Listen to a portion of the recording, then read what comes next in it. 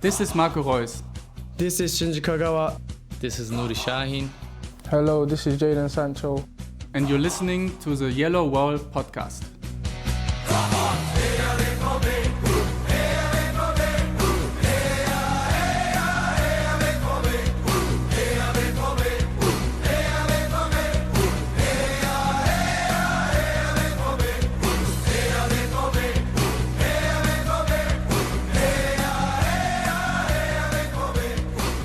Hello and welcome to episode 485 of the Yellow Wall Pods. I'm your host Stefan Butzko, and today we will talk about the latest transfers with Yan Couto arriving from Manchester City and Nillas Füllkrug joining West Ham. Transfer rumors that link Moukoko with a move to Olympique Marseille and Hoffenheim's Maximilian Bayer with a move to Dortmund. And of course we will talk about the reports surfacing yesterday that outline a first rift between technical director Sven Mislintat and the other big wigs at the club. For that and more joins me Matthias Zug. Hello Matthias, how are you doing? And how has your move to Wisconsin been? Hey Stefan, things are good. The Wisconsin's been fantastic so far. The people are probably the nicest people I've ever met in my life anywhere on the planet, which is a little weird. The move is just a move. Let's put it to you that way. Let's just leave it at that. Don't need to rehash the pain of dealing with the top-rated moving company in the world, but moving companies are still moving companies. Right. Anyway, a lot of moving companies also being employed by Borussia Dortmund these days because there is a lot of action going on. We just talked briefly about when your last appearance was and how a lot has happened since. As you just said, a new coach, several new transfers now because the last time we talked, Dortmund hadn't made a single summer transfer yet.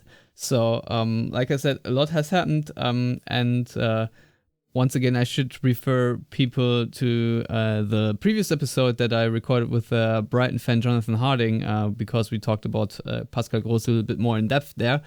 But nevertheless, Matthias, before we maybe talk about all the headlines, can I just get a overall first impression of how things are going as of Monday, the 5th of August, 2024?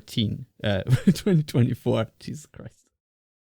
Yeah, 2014 would have been interesting. That was an interesting summer. No, overall, how do I feel things are? I'll be honest, I don't really know what to think right now. There have been, of course, some transfers, which overall I would give them as the incoming as very good. With people like Mats Hummels leaving and Marco Reus leaving and a few other people, you needed to bolster in certain areas. I think Balma Anton coming in is a definite plus for the side. Niklas Süle looking as fit as I think I've ever seen him. Definitely as trim. I think that's a good sign overall. So yeah, we'll kind of see there. I'll be honest, there are some downsides in terms of I don't feel like Dortmund have a left back. They've got a few right backs now and someone pretending to be a left back as Ben Sabaini. We'll see. I guess we'll see. Tom Rothe is still there. The fullbacks scare the heck out of me. There again. Fullbacks scare the heck out of me. Riasson, he's earned my trust. If need be, he'll play on the left and Yan Couto on the right, which I'm curious about. He had a really good season at Girona, and him joining Dortmund, the way he's joining, if I read it correctly, it's staggered, in terms of a loan, and then you have to buy him. But we're going to get into that a little bit later. It's interesting. I don't really know what to think. Nuri Shahin. Yeah. So obviously club legend. I remember his first match ever when he was 16 years old. Against? I don't remember who he played against. Well, if remember you say him coming you on the first pitch. remember it, you got to remember the team. Otherwise, you don't remember it. I remember him coming onto the pitch, but I don't remember who It he was playing against. Wolfsburg. I'm pretty sure it was Wolfsburg. That could be. But I mean, if it's Hanover, please don't crucify me. But yeah. I'm pretty sure it's Wolfsburg. Some green northern club. But Write us in the YouTube comments how wrong we are, please. yeah, that's fine. I'll definitely read those comments. I promise. Nuri Sahin as coach, I don't know. I mean, he did really well for what was it, 1.5 seasons or 2 seasons in Turkey as kind of a player coach with Antalyaspor, where they had, let's say, limited resources is probably a nice way of putting what he had, and got them to mid-place finishes. So that was good. As far as what he's going to do at Dortmund, I mean, preseason friendlies, as you know, I've been saying this now for the last, 12 years, 13 years of doing this? Yeah, we're in our 12th season now, Matthias. Welcome you. You also have arrived. Yeah. 12 after 12 years of doing this, I still don't care about preseason friendlies. I care about what happens when you essentially get punched in the mouth.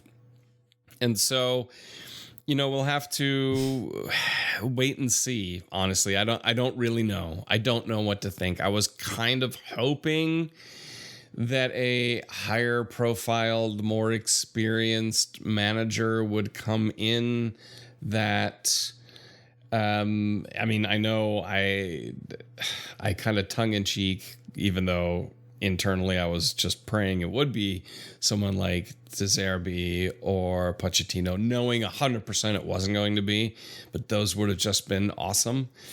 So I don't know. It seems like, Stefan, when I look at some of the transfers and what Dortmund has done, it seems like they are trying to copy Leverkusen. In that, they have a defensive holding midfielder as a coach who's relatively inexperienced as a head manager at this level. They bring in seasoned players who are proven, who are above the age of 28. So you're saying our Pascal Groß is their Shaqiri? You mean Xhaka? Xhaka, sorry, yes. Yeah. Other Swiss guy. Yes. Granit Xhaka.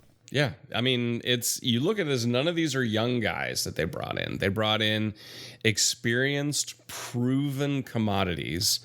If Maximilian Bayer joins, he'll be the young guy they bring in. He's 21, but he's also a semi-proven starter. Guirassy, I'll be honest, he had one really good season at Stuttgart. Prior to that, I don't really remember him as being prolific, so I'm a little nervous.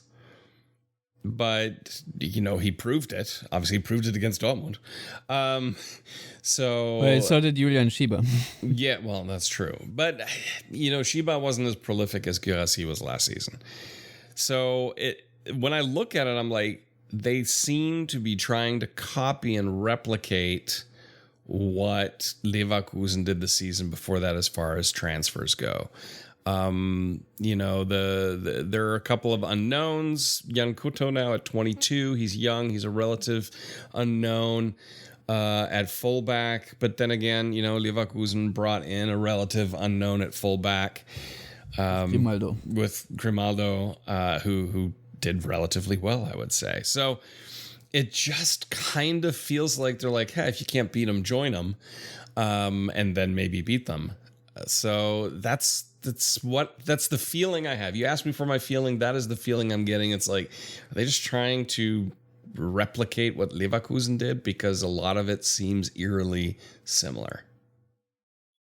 I mean, that's usually what happens, right? That you copy from the best, if you will. It's what Bayern did. It's what Bayern did after the double with Klopp. I mean, they copied Dortmund. For sure. That is correct. Adjusted their entire playing style to what Dortmund did, because Louis van Gaal certainly didn't play the way that Dortmund played under Klopp. But yeah, I don't even really want to go off on that tangent. So let's talk a little bit about Yan Couto. A little bit, because I'll be honest, I don't know much about him either. I know that he is 22 years old. I know that he is Brazilian. I know that he's a right back. And I know that we already have a right back. But as you said, we don't really have a left back. His player profile is compared to Achraf Hakimi a lot. And to quote Lars, that Dortmund continue on their legacy of fullbacks that can't defend. So we'll see how that will go. And yeah, as you just pointed out earlier, it's a 1-year loan for now with an obligation to buy him in the next summer. I think for 25 million euros is the reported fee. What I do, of course, like is that he will get the number 2 on his shirt, which is the correct number for a fullback, I find. So that is already good. I think Anton, did he get number 3 or number 4? One of those. So that is also nice to see. Number 3. Yeah, Julian Brandt, we already had this discussion, is now number 10, something I disagree with just because he has been number 19 for so long. But overall, yeah, it's shaping up like Guirassy is going to take number 9 if and when Aller leaves, but we have to discuss that later. So at least from the purity of having the correct numbers on the correct players, it is shaping up to be a great summer.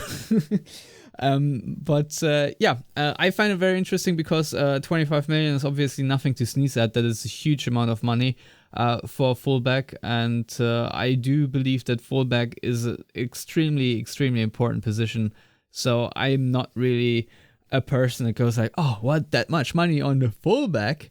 No, if he really hits similar to, say, Hakimi back in the day, he obviously was at Dortmund on a 2-year loan from Real Madrid, and then of course Dortmund could not afford to keep him around. But if Yan Couto manages to play well here, then I think these 25 millions are extremely well invested. I think Grimaldo's market value right now, obviously he's a left back, so they're even more rare. So that I just looked it up, it's at 45 million. So that price can definitely go up, and I think 25 million for really good talents is nothing of an overpay. Obviously, it needs to work out, but what I find encouraging that he is very well aware of the Brazilian heritage at Borussia Dortmund. He obviously referenced the likes of Dede, but also Chinga and whatnot, and obviously Amoroso and Everton.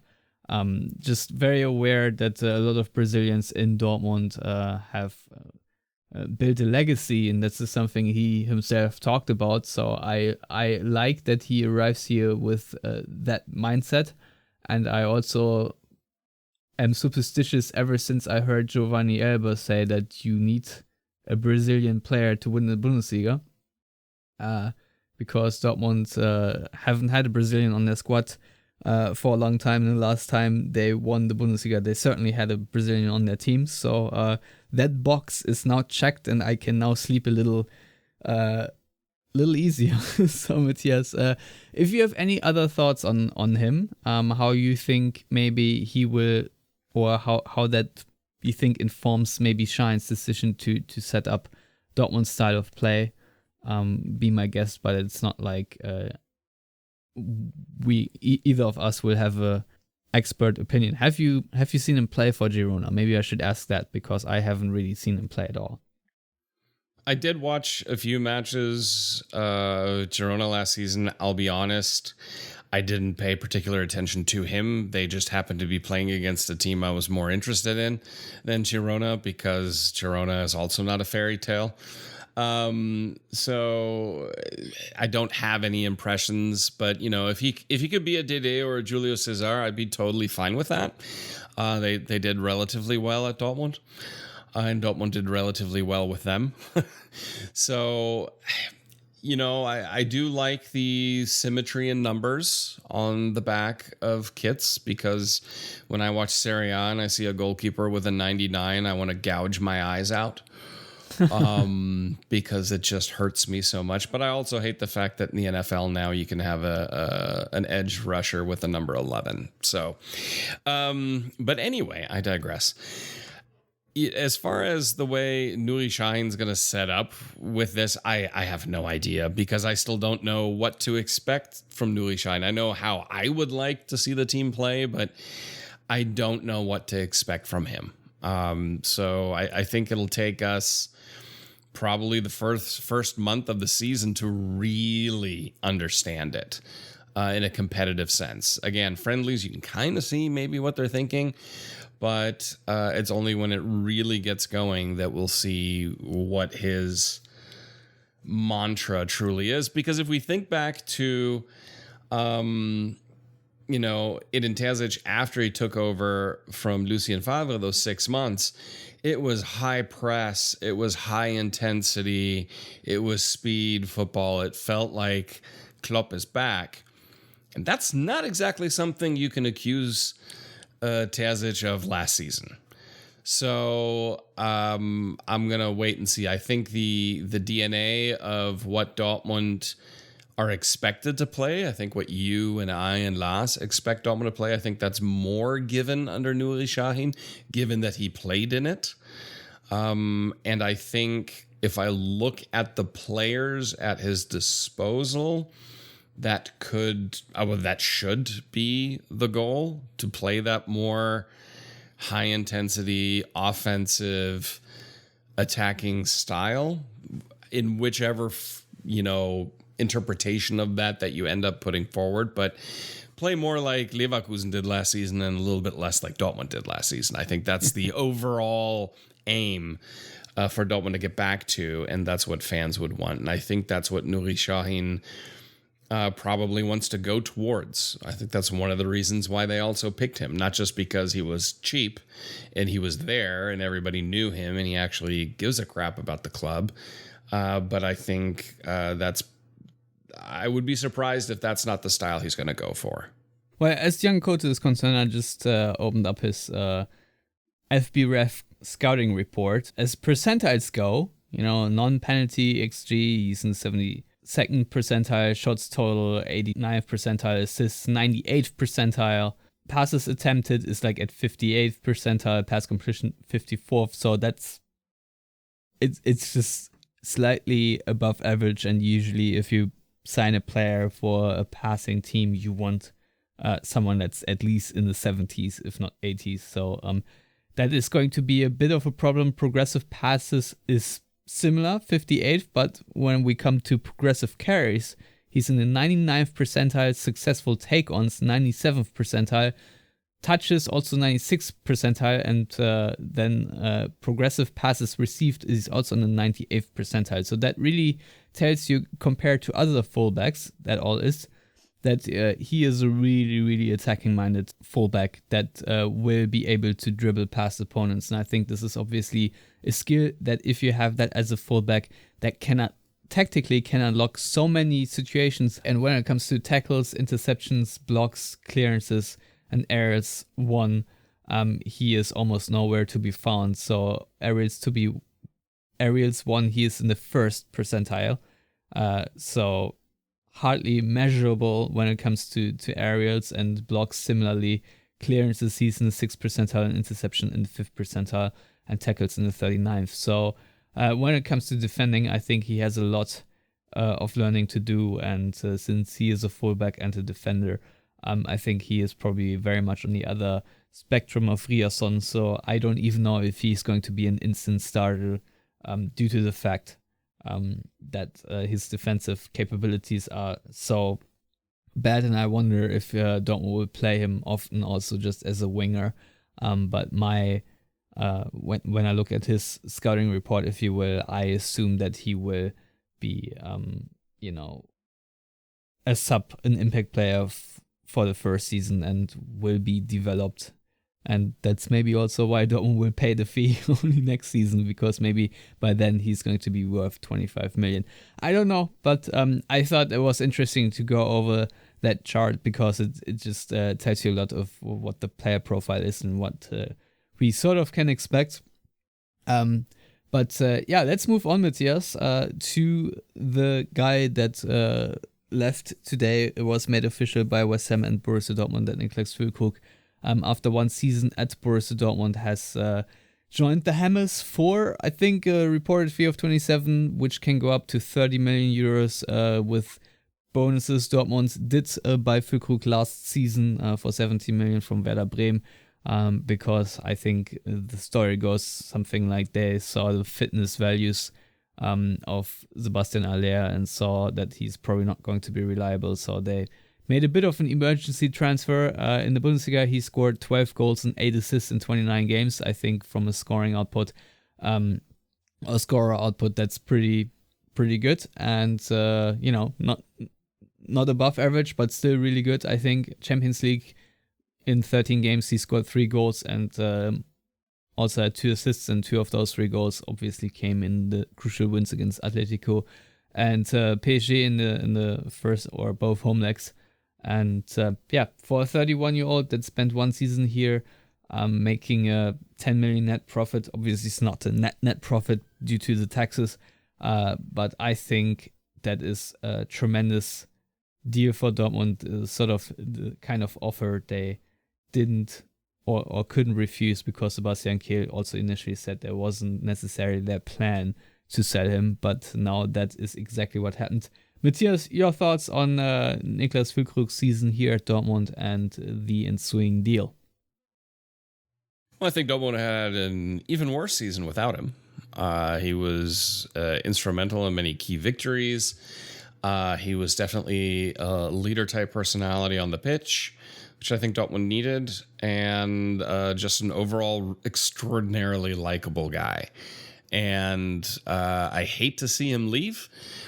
I understand the reasoning behind it from all parties. I think he'll do well in the Premier League. He's big, he's physical, he's got surprising pace, he can hold the ball well, he's powerful in the box. I think he'll do well. It's unfortunate he's going to West Ham, because I genuinely do not like that club.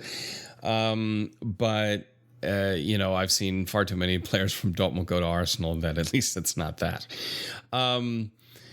To get 10 to maybe it'll be 15 million, let's call it gross profit. Then for a 30-plus-year-old striker who spent a season at the club, I think is a great deal. It's a great deal all around for everybody. He's going to be making more money at West Ham, because that's all just monopoly money in the Premier League. Kia saying, well, we didn't really want to sell him, but then that offer popped up. The player wanted to go.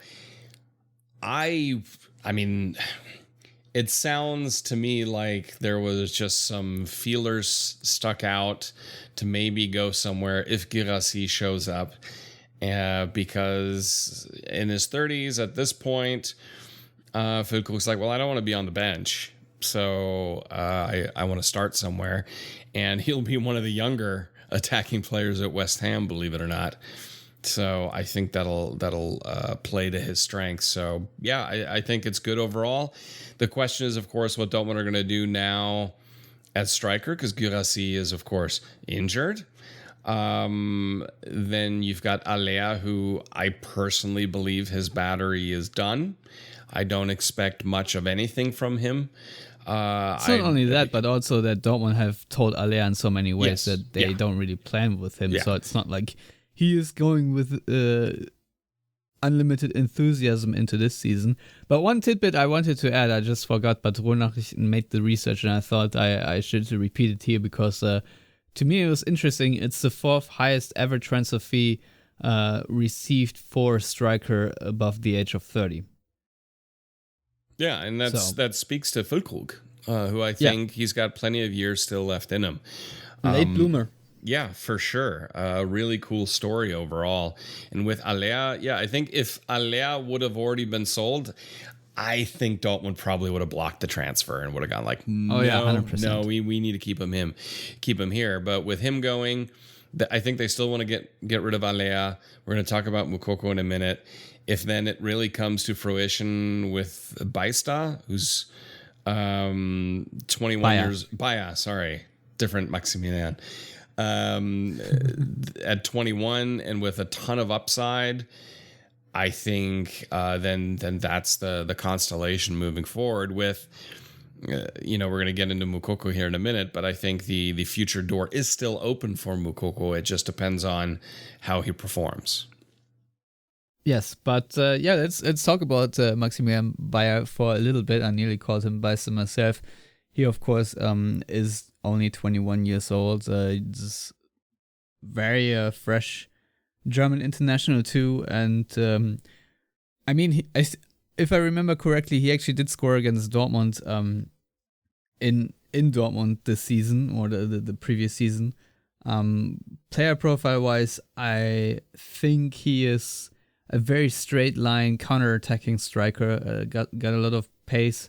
I don't want to say he is similar to Marco Reus, but when it comes to directness toward goal, he does remind me of a younger Reus, if I'm honest, because that's usually what he does when he receives the ball. He tries to just beeline it, and it's not someone that really looks for the extra pass if it's not there. So it would be a very interesting player profile, but obviously it would be completely different to the archetype that a Füllkrug or Aller is. So if Dortmund sell both Aller and Füllkrug, I feel like the back-to-goal striker that they had for the past 2 seasons, they no longer would have. So also really intriguing how much Dortmund would be paying for him. Runa has reported that Maximilian Bayer only wants to join Dortmund, but nevertheless his projected market value by transfermarkt.de is 30 million euros, so I'm sure it's not going to be extremely cheap, and I would see him at least for the foreseeable future more as a backup than an outright starter. Maybe with Guirassy being injured at the beginning, he might actually start. However, not where I was getting at is I don't know if Dortmund really need to invest that much money into a 1B striker, if you will. But it's difficult because I'm sure there's a lot of talent there. I don't know yet if he joins Dortmund, if it's going to be a big impact or more of like a Maximilian Philipp kind of signing. We'll see, but I'm a little bit reserved on that transfer simply because of his striker style. There's just a bit of question mark how that gels with the rest of what Dortmund do. But as you already outlined earlier, Matthias, we both don't really know yet how Dortmund exactly are going to play. And it's really hard to say what kind of player profile fits in there and what doesn't. So at this point, we just need to trust a little bit that they know what they are doing. As it comes to Moukoko, Matthias, also a very interesting one because he is not that dissimilar from Maximilian Bayer. Obviously, Moukoko is a much more pure box striker, a much more pure finisher, but nevertheless, he also is not like a tall, bulky guy that can hold up the ball. His agent said that the promises that Dortmund apparently made were not kept. I don't know what promises Dortmund made. It's probably about playing time, but also at the same time, I have a hard time believing that really Dortmund are making any promises to anyone about playing time. Maybe I'm naive about that. But either way, I believe the whole Moukoko thing has been botched. Not just by Dortmund, also by Moukoko and his representation himself, because to me, it was always clear that he needed much more playing time and he needed a loan when he was 16, 17 and started to score the first goals for Dortmund. I thought the next transfer, summer or winter or whatever, he should have maybe moved to, I don't know, a HSV or a Werder Bremen. Not necessarily because I want to see him more up north, but just a side that can guarantee him playing time. Maybe not Werder Bremen because they had good strikers themselves, but you know what I'm getting at. Matthias, I don't know how you see it, but now he is on the verge of leaving, and Erling Haaland once said that at his age, Moukoko was already further ahead than he himself was. So to me, it always feels like a lot of potential left wanting. No, I agree. I think an earlier loan stint in his career, maybe 2 seasons ago, would have been about the right time to kind of a top tier second Bundesliga side or mid to lower half Bundesliga side. So you can also monitor him a little bit closer in equal competition. But of course, we can't forget that it's been a little odd, even for the last 3 seasons with Dortmund. And then you had the Alea injury, injury, not an injury, of course. When he missed half of the season due to cancer, that it just kind of threw everything up in the attacking sense. And then when Alea, came back, played really well, and then completely fell off last season, they couldn't afford to just have Füllkrug, so they had to kind of keep Moukoko around. And he just, in the games where Moukoko played last season, he didn't impress me that much overall. And I think that's throughout the club. I mean, the discussion right now, if I read the reports correctly, going to Marseille, it would be a loan with a possible future transfer fee, not an obligation to buy. And I think if I were Dortmund, I would not put in anything that guarantees him to leave after a loan season, because I'd like to see, I think Dortmund would also like to see, how does he play? How does he develop? Now, if Dortmund bring in a Bayer and Guirassy does what he did at Stuttgart, then you probably have to cash in. Maybe you can have a buyback clause or something like that in the future, because you'd hate to just have him be gone, because he's such a highly talented young German and player and Dortmund player. The timing didn't work out in either his or the club's favor. I think when it came to the contract extension, I remember at that time, his representation was kind of making semi-demands that I think his age and experience did not justify one bit. And this is kind of following the same pattern. So I think he may also just have bad advice and bad representation. And that wouldn't be the first time with a young player. That's what it feels like to me, for sure. Yeah, it's they're treating it as if he's an established star player, which he is not. He's a young player who is still unproven at this level. I would prefer more humility, but apparently that's not either in the representation's DNA or Moukoko. I mean, maybe he is grossly unprofessional and we don't know it. I have no idea. This does smack of unprofessional behavior to a degree, or maybe not unprofessional as much as immature. So we'll kind of see. I do think a year's loan and then reevaluate is worth it. I mean, you saw it with Gio Reyna. Him going out on loan has proven to me beyond a shadow of a doubt he should not be playing for Dortmund, and Dortmund are better off without him, because he had a chance at Nottingham Forest and couldn't get it done there either. So he's a head case player that needs to be gotten rid of. And with Moukoko, if he gets a year's loan, a full season, and he doesn't perform in Ligue 1, let's be honest, a league that is in decline also now financially, I think, then Dortmund's like, yeah, cool, we'll sell him. We're good with that. We tried. We would have loved to keep one of the best young talents to come through Dortmund's academy ever. But at the end of the day, once they play Männerfußball, as it's called, against real men, adults, and it doesn't, they don't pass the mustard, then so be it. Yeah, I think still Dortmund would be blamed for the mismanagement of Moukoko in the bigger picture, and that's probably how it's going to end out. But honestly, let's wait and see what happens now, whether there's going to be a loan or a permanent move. We'll just see. All I know is that it would be unwise to keep Moukoko around here if they also sign Maximilian Bayer. If they now clearly say, okay, our strikers going into the season are Guirassy and Moukoko, then okay. Obviously, it would also be risky given that one is injured and the other one hasn't really proven yet that he has what it takes to be even a backup, clear number 2 option, if you will, let alone a number 1 option. So there's that. But Matthias, before we talk more about transfers, we obviously need to talk about the reports coming out yesterday. I think Ruhrnachrichten were the first ones to publish it, where they said that there are first cracks after the return of Sven Mislintat.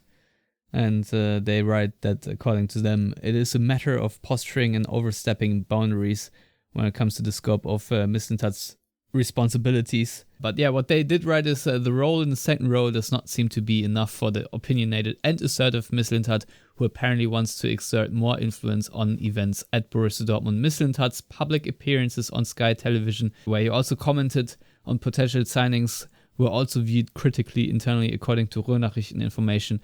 The BVB management was informed about studio visits, but they were not particularly happy about it at Rheinland-Damm. Since the restructuring of the boardroom, Dortmund has placed great importance on ensuring that as little information as possible, especially from sensitive areas, gets out. Which obviously is something I find quite ironic to read publicly in a takedown piece of Sven Mislintat, more or less. But they have also today published a piece that Dortmund very publicly tried to, pretend nothing bad is happening, and Mislintat was spotted at the training ground, and there are apparently no intentions of firing him immediately, but they are sort of keeping an eye on him, if you will. But I feel like there's a lot of stories floating around. I'm also not entirely sure if what Bild are reporting is entirely true, or if they just need to pull something out of their behinds to pile on because it's Bild. So I'm a little bit more careful for that. But nevertheless, honestly, I don't know exactly what is going on. I'll be honest. All I know is that after, 3 months of working together, these articles should not be in the newspaper, and whoever is leaking them, my guess is it's probably Sebastian Kehl, who the Ruhrnachrichten source is, should probably not talk to the media about such things to begin with. But Matthias, what is your observation about this whole reporting coming out?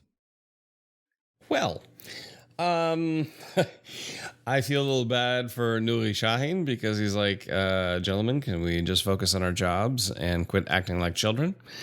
But as Stefan, you and I are both professional adults, we know exactly that professional adults don't always act like professional adults.